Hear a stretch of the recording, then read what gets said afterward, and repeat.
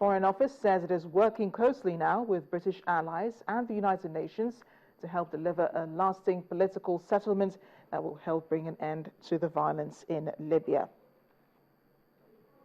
But 2 Egyptian soldiers have been killed by a roadside bomb in the town of Sheikh Zuweid. Authorities say it is the latest in attacks, a string of them in the Sinai Peninsula, where deadly attacks more often targeting security forces have been concentrated in the north of the peninsula. No group has yet claimed responsibility for this attack, but militants in the part of the Sinai Peninsula have killed hundreds of soldiers and police since former President Mohamed Morsi was ousted in 2013 following mass protests. So the recent security scares in Tunisia and the ongoing fighting in Libya amongst the various rebel groups, plus the violence in Egypt, has raised questions if there were a few loopholes in the Arab Spring of 2011. Political stability has been difficult to achieve in each of these countries, and the concern now is growing that they provide a fertile ground for bigger terror groups such as the Islamic State to thrive. Joining me now via telephone in Lagos to discuss the impact of the recent violence across these 3 countries is Professor Nsongoran Dobana from Babcock University in Elisha and Remo. Professor, thank you for joining us on Network Africa. Thank you very much, Amarati. So, Professor, there seems to be this growing tide of violence across the states in Africa, which experienced the Arab Spring back in 2010 to 2011. Can we connect what's happening now to what happened back then in 2011? Yes, I think there's a connection, and the connection is essentially is bad governance. What gave rise to the Arab Spring 4 years ago was bad governance and the desire of the citizens to have a better life for themselves. I mean, with information and communication technologies, citizens all over the world are connected together, and they are aware of what is happening in other countries. They yearn for better life. They yearn for democracy. They yearn for freedom. They yearn for opportunities that are also available in some other Western countries and elsewhere. And when they find out that these things are not happening, and coupled with corruption and mismanagement of available resources in their country, there's bound to be the kind of situation we found in the Arab countries about 4 years ago. And it's also similar to what is happening in Africa, in a number of African countries.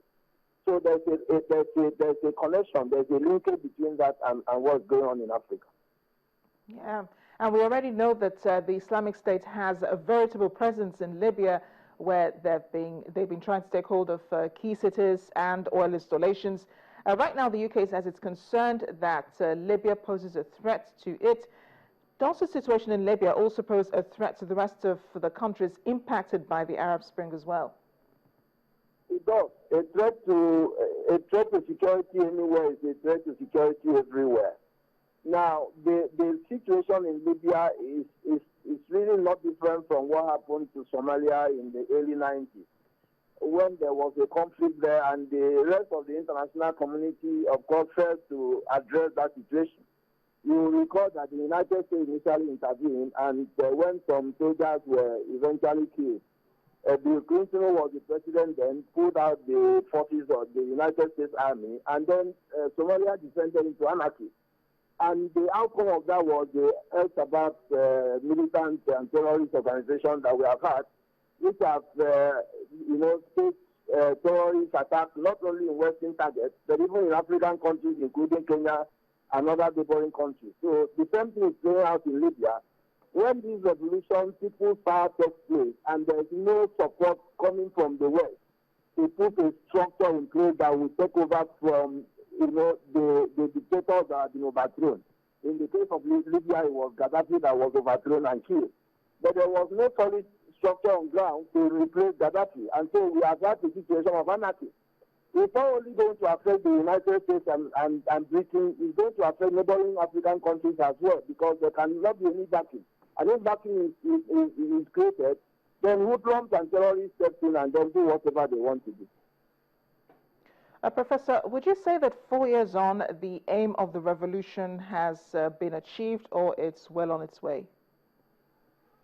Well, I think the assessment is mixed. In a way, democracy is a long struggle, it's a long war.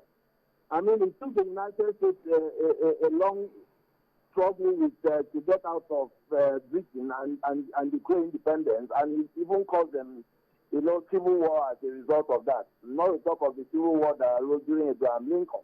So it's a long struggle, and I believe the popular consciousness that is being created, that people can stage a revolution and overthrow that government itself, is an achievement. But in the short term, I don't think much has been achieved in terms of what the goals of those who demonstrated for to realize.